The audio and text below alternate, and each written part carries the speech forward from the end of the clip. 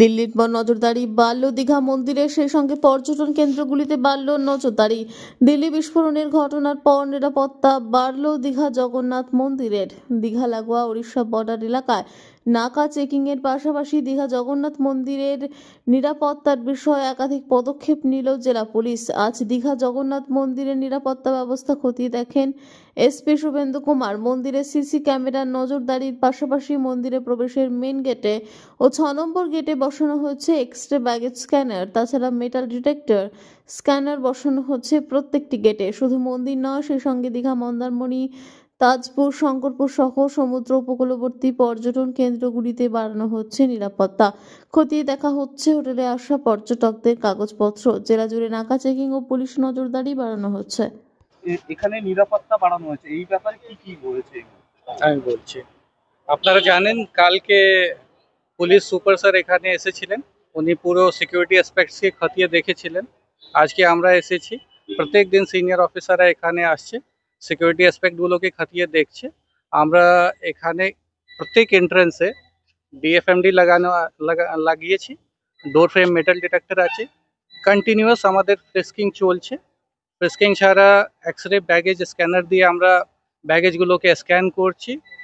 আপনারা দেখেছেন আমাদের কিউআরটি টিম এখানে আছে, মেন গেটেও ওরা প্লেসড আছে, 24/7 ওরা নজরদারি রাখছে।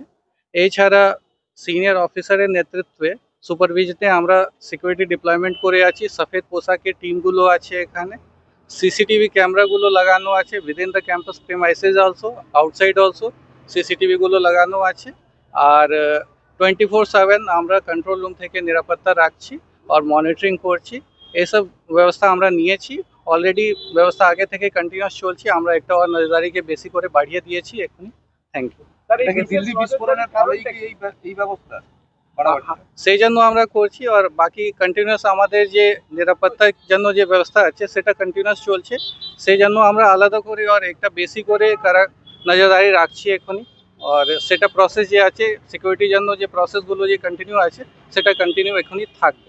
শুধু এটা মন্দিরের জন্য না, দীঘারও এই পর্যটন এলাকাগুলো যেগুলো রয়েছে সেগুলোতেও কি নজরদারি বাড়ানো হয়েছে?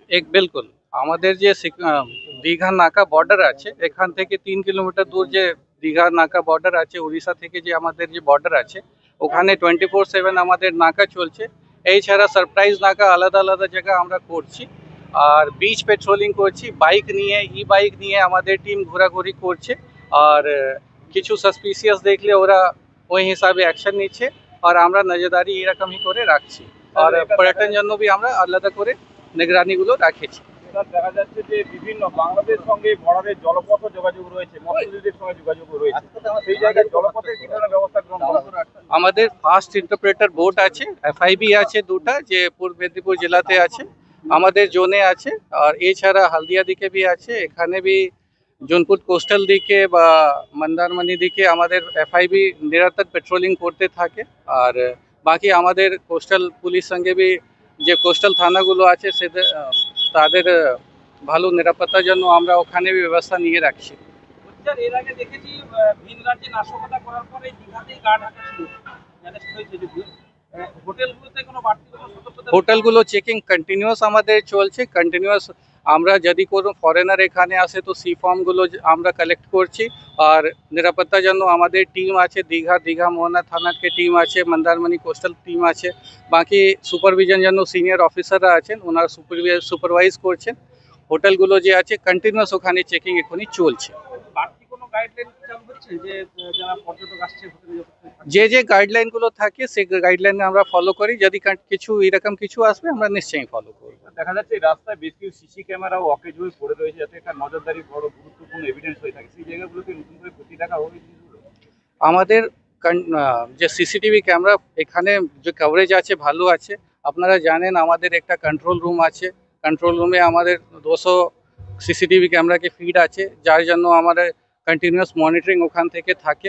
সেই জন্য আর বাকি যদি কিছু জায়গা আমরা ভাববো কি ওখানে বি সিসিটিভি ক্যামেরা লাগানো ভালো হবে, আমরা নিশ্চয়ই অ্যাকশন নেব। Thank you.